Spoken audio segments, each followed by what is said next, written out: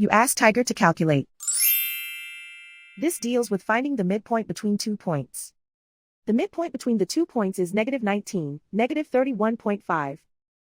Let's solve it step by step. Plot the 2 points and calculate the midpoint using the formula.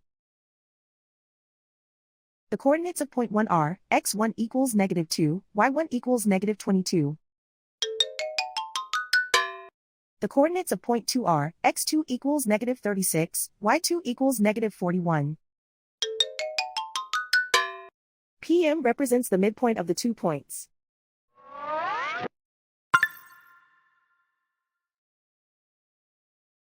Use the x values in the midpoint formula to find the midpoints x. x1 equals -2. x2 equals -36. Simplify the arithmetic.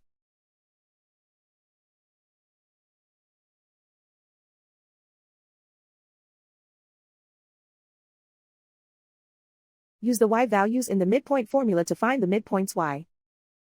y1 equals -22. y2 equals -41. Simplify the arithmetic.